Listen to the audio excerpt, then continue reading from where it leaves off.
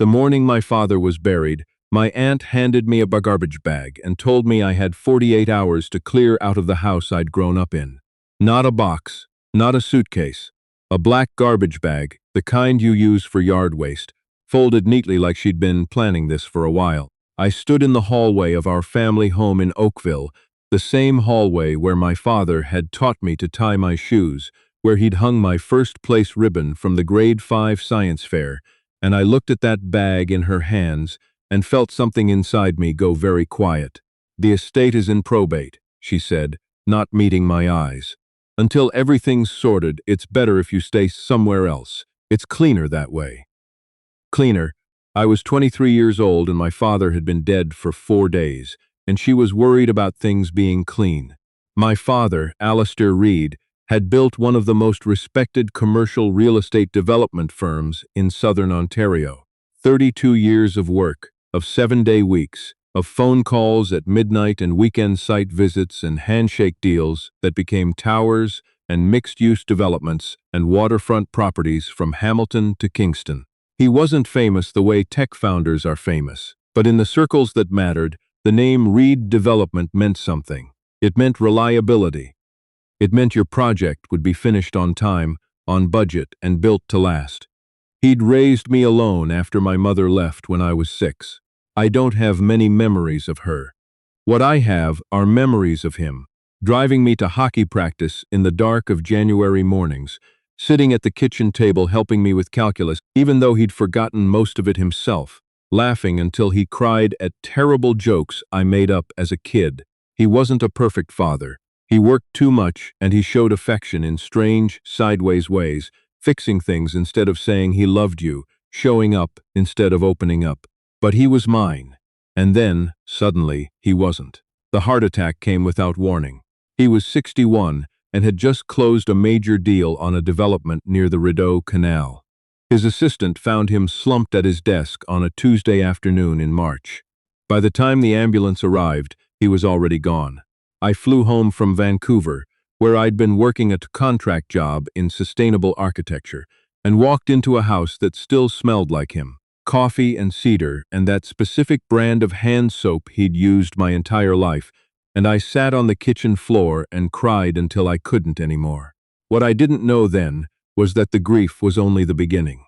The will reading happened 10 days after the funeral, in the boardroom of a law firm in downtown Toronto. I sat on one side of a long mahogany table. On the other side sat my aunt, my father's younger sister, Loretta, and beside her, a man I'd met exactly twice before, her husband, Warren, a real estate lawyer from Burlington who had somehow ended up as co-executor of my father's estate. I didn't have a lawyer. It hadn't occurred to me that I would need one. The firm's senior partner read from the document in a tone that suggested he did this every week, which he probably did. I heard my name early on, a small cash bequest, a list of personal items, my grandfather's watch. I kept waiting for the part where I inherited the company. The part where all those years of watching my father work, of being the only family he had left, of understanding what he'd built and why it mattered, the part where that counted for something. That part never came. According to the will presented that day, Reed Development and the majority of its associated assets passed into a newly formed numbered corporation administered by a board of trustees that included Loretta, Warren, and a third name I didn't recognize, a financial advisor out of Mississauga named Douglas Holt. I asked, in a voice I barely recognized as my own, who had drafted this version of the will. Warren shifted in his chair. The senior partner explained that the document had been executed 14 months prior, with my father's full knowledge and consent, and had been witnessed and notarized according to provincial law. 14 months prior. 14 months before his death, my father had apparently decided to restructure his entire estate in a way that left his only son with a watch and $20,000. I drove home in a kind of fog, and 2 days later, Loretta handed me the garbage bag. I took it. I filled it with clothes and my laptop and the photograph from my father's desk. The two of us at Algonquin Park, the summer I turned 16, both of us grinning at the camera like nothing would ever go wrong. I put the watch on my wrist, and I left. I slept on a friend's couch in Etobicoke for 3 weeks. I told myself I was processing, that I was grieving, that the legal situation would sort itself out once I found a solicitor. I called 6 lawyers. Most of them told me that challenging a validly executed will in Ontario was expensive, time-consuming, and rarely successful without compelling evidence of undue influence or incapacity. Compelling evidence. I had a bad feeling in my gut and a photograph of my dad smiling. That wasn't going to be enough. It was on a Thursday night in late April, scrolling through my father's old emails. I still had access to his personal account, which no one had thought to close.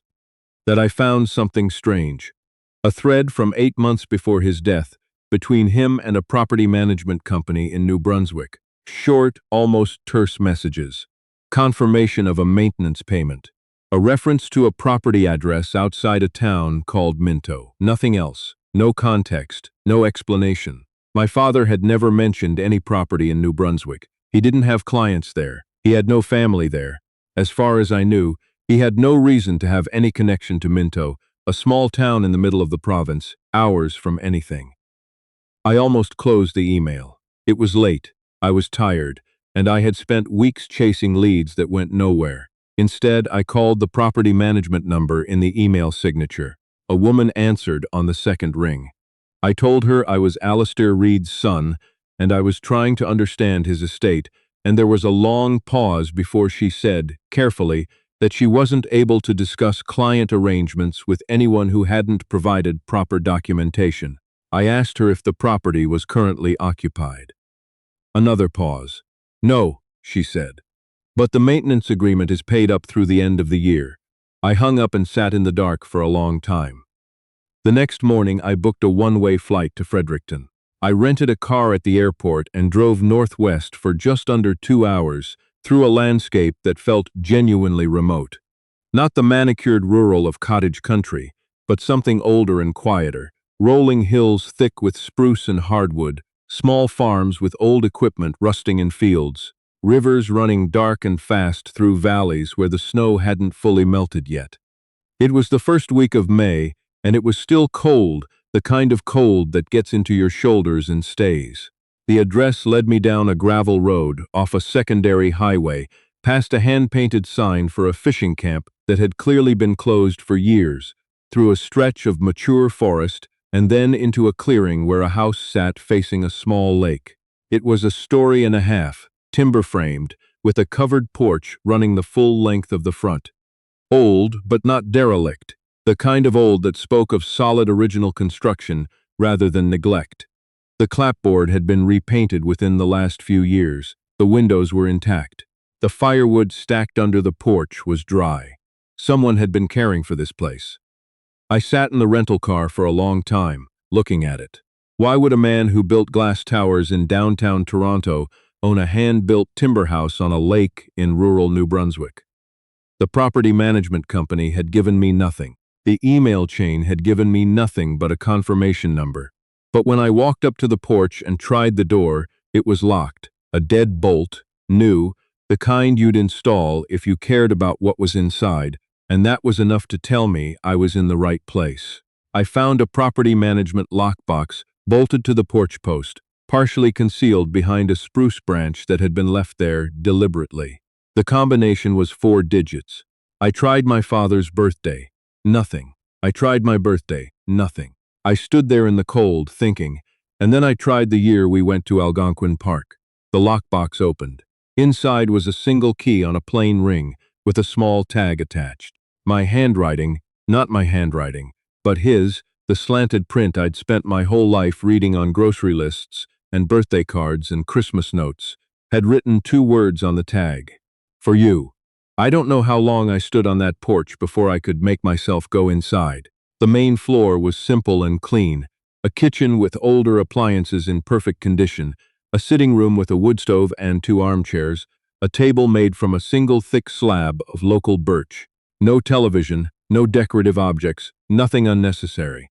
But a bookshelf along the east wall held 24 books, and when I looked at the spines I realized I recognized half of them. Novels he'd loved, histories of Canadian industry, a worn copy of the collected poems of E.J. Pratt, that had sat on his desk at home for as long as I could remember. He had been here. This wasn't just a property. This was somewhere he came. There were no papers on the main floor, no files, no documents, nothing that looked like it held answers. The bedroom upstairs was spare. A bed, a dresser, a nightstand with a water glass and a worn paperback of an Alistair MacLean novel. I checked the dresser drawers. Clothes neatly folded. A sweater I recognized as one he wore on weekends. It was the attic that stopped me. There was a pull-down ladder in the ceiling of the short upstairs hall, the kind with a rope handle, and when I pulled it, I found a space that ran the full width of the house, low-ceilinged but substantial, with daylight coming in through two small gable windows. There were boxes, the kind from a hardware store, labeled in his handwriting. There was a folding camp chair, unfolded, positioned in front of the north window where you could look out over the lake. There was a small camp table with a propane lantern on it, and on the table, a legal-sized envelope, sealed, with my name on it. I sat in the camp chair, and I held the envelope for a long time before I opened it.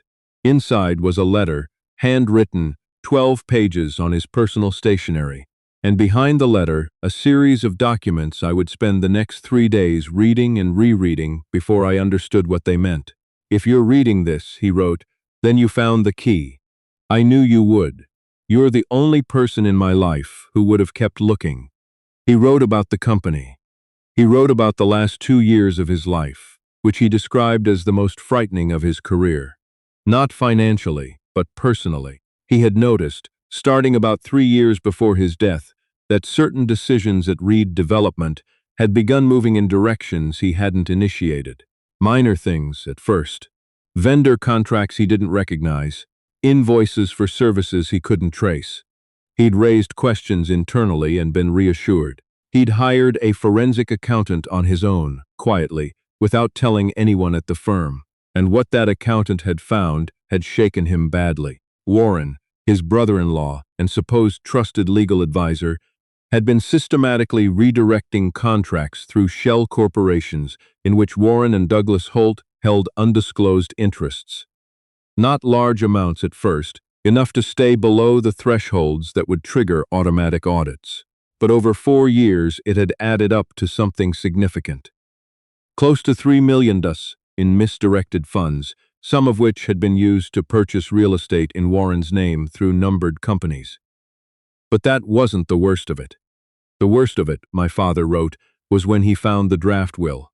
He had discovered, through his own forensic accountant, that Warren had been working with a notary outside Hamilton to prepare an alternative version of the will.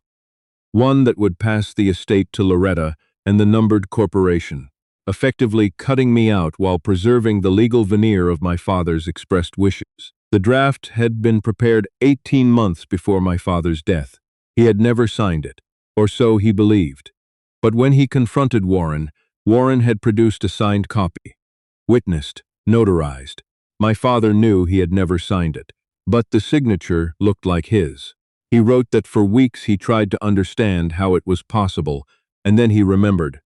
A year and a half prior, Warren had come to him with a stack of documents related to a property closing, apologetic and harried, asking for signatures on several pages while explaining each one.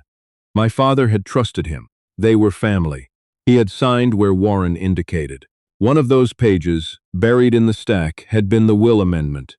He had spent the last 14 months of his life building his counter case, quietly, without telling anyone, not Loretta, not Warren, not colleagues he'd worked with for decades. He couldn't risk it. He had retained a separate lawyer in Moncton, a woman he'd met through a mutual contact and who had no connection to anyone in his Ontario life, and he had worked with her to document everything. The shell corporations, the misdirected funds, the forensic evidence that the will had been signed under false pretenses, the handwriting analysis of his signature across legitimate documents versus the signature on the altered will. Everything was in that attic, in those boxes. 3 years of painstaking work. "I don't know when you'll find this," he wrote near the end of the letter. "Maybe soon. Maybe years from now. But I needed somewhere to put the truth that wasn't in Ontario, wasn't near Warren, wasn't somewhere they could get to it. I needed it somewhere only you would think to look.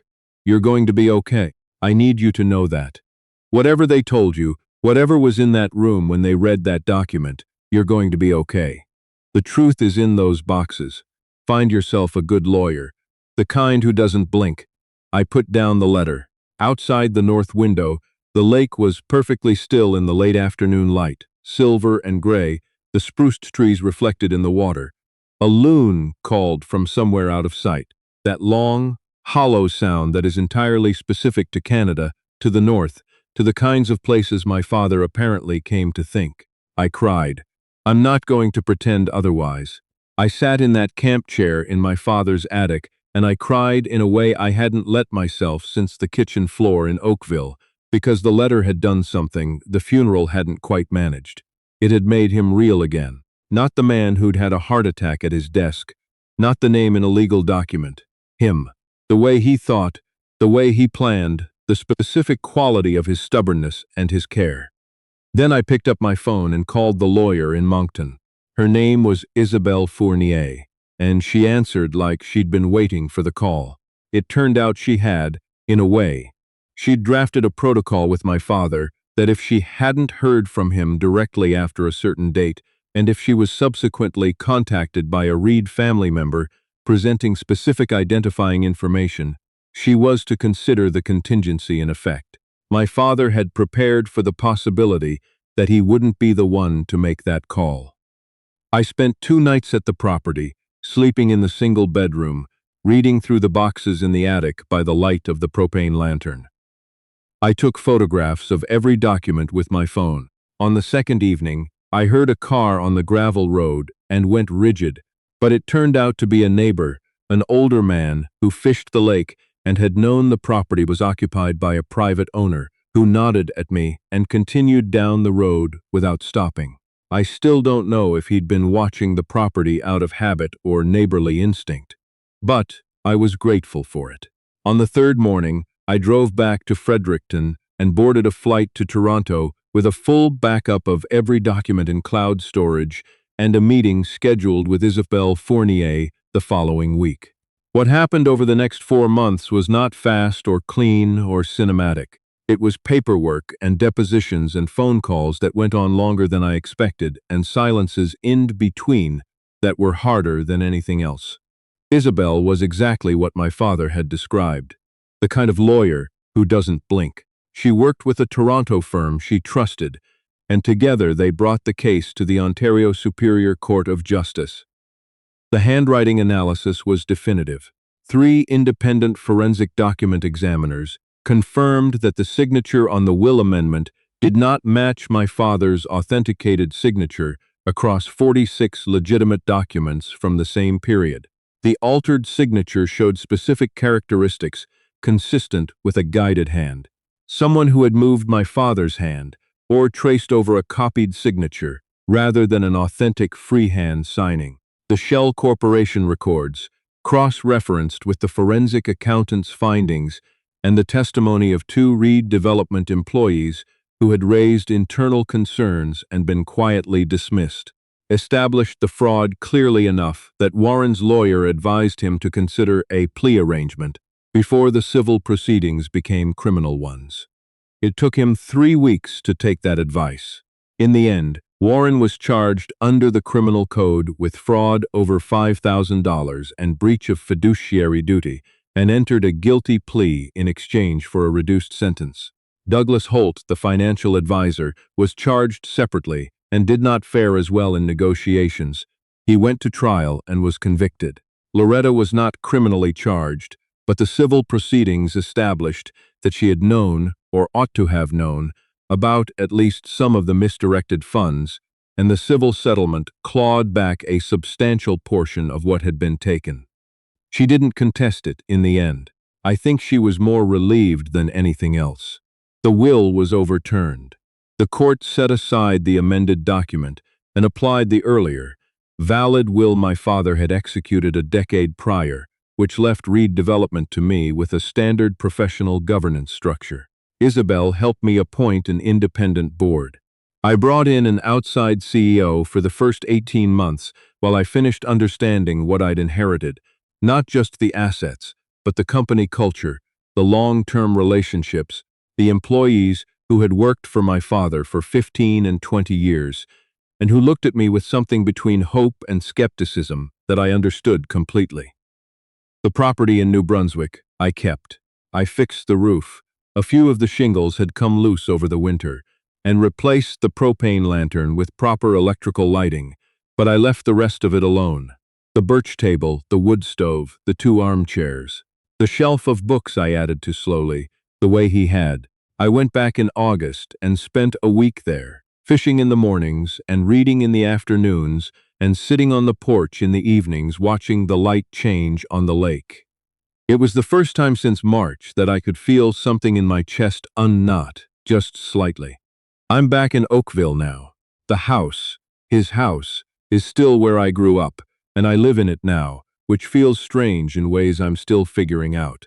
Some mornings I come downstairs, and for a half second I expect to hear the coffee maker, which he always set the night before, and then I remember. The watch is on my wrist as I write this. He wore it every day for 30 years, and it keeps perfect time. What I think about on the harder mornings is the camp chair in the attic, the propane lantern, the 12 pages of handwriting. He sat up there, above a lake in a province he'd never mentioned to me, and he built me a way out of something I didn't even know was coming. He planned for his own death and what would happen after, in the only way he knew how, methodically, quietly, without making a fuss, the way he'd done everything. He never told me about the property. He never told me about the fraud, or the fear, or the 14 months of gathering evidence. I used to think that bothered me, that he should have said something, that we could have faced it together. I've spent a long time sitting with that feeling, and I'm not sure I've resolved it. Maybe I never will. But I know why he didn't. He didn't want me to carry it while he was still here, while there was still a chance it would all work out, and I'd never need to know. He protected me the way he always had. Not by telling me, but by preparing. By making sure that if the worst happened, I would have what I needed. There is a particular kind of love that shows itself only in what it leaves behind. It doesn't announce itself. It doesn't ask for credit. It just quietly makes sure you're going to be okay, and then it trusts you to find it. I found it.